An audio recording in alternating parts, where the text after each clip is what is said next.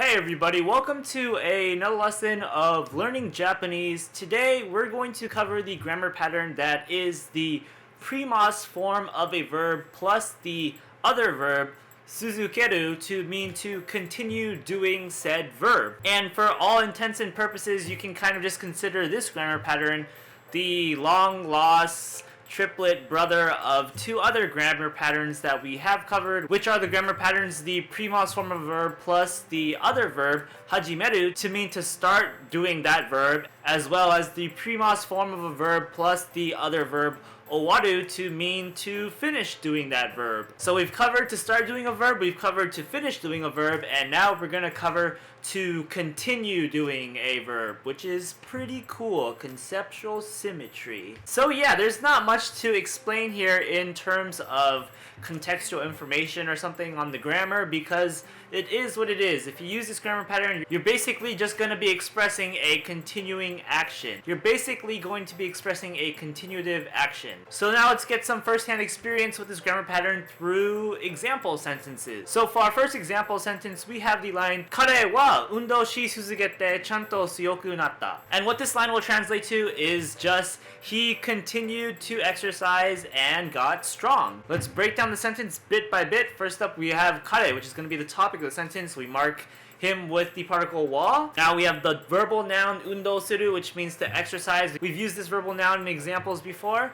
We're going to change the suru in undou suru to its premas form, so suru turns into shi. And now we plug on the other verb, tsuzukeru, which means to continue, onto this to make a compound verb. So this turns into shi tsuzukeru, but we're also going to change this in turn into the te form, because we want to connect it to another clause. And so shi tsuzukeru turns into shi tsuzukete. And now for the rest of the sentence, we first up have chanto, which is an adverb that basically means well. We have tsuyoku, which is the e adjective tsuyoi in its adverbial form. So we drop the final e at the end of tsuyoi, and then we replace that with ku to turn into an adverb. So tsuyoi turns into tsuyoku. Then we have the verb naru, and it's just going to be conjugated into its past plain form, which is natta. And so once again, all together, Kare wa undou shi tsuzukete chanto tsuyoku natta is going to be, he continued to exercise and got stronger. For our next example sentence, we have the line, Karera ga jōji Washingtonをいじめ続けたから彼は学校に来ない. And what this translates to is something along the lines of, George Washington won't come to school anymore because they kept on bullying him. Let's break down the sentence. First up, we have Karera, and this is going to be the noun kare, which means kind of him,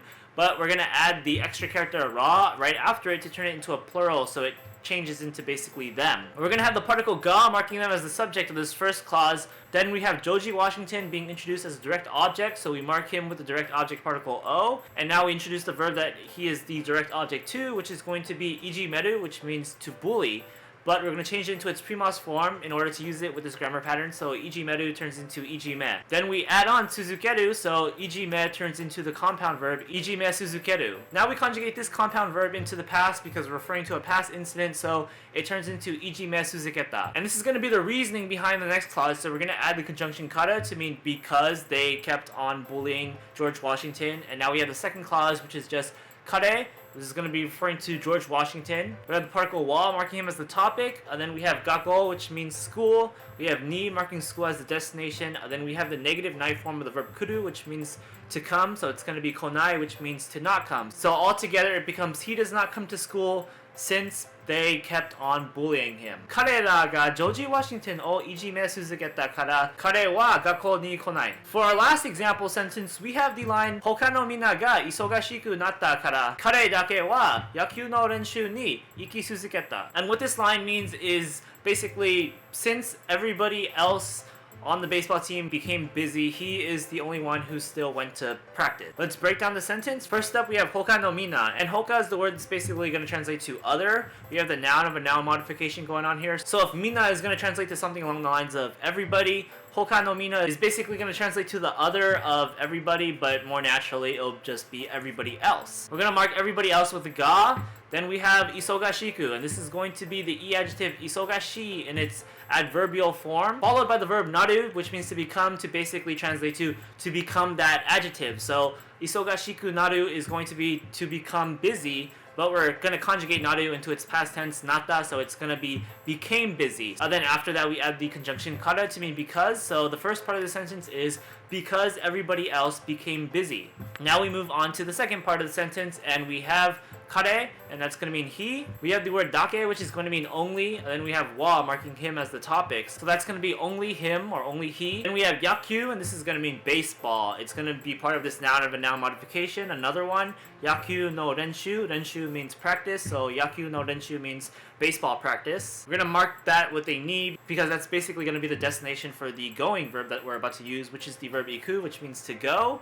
We're going to conjugate it into its pre-mas form because now we're finally using the grammar pattern here. So iku turns into iki, then we add on tsuzukeru. So ikitsuzukeru means to continue going. We're going to conjugate that into the plain past tense because we're referring to something that happened in the past.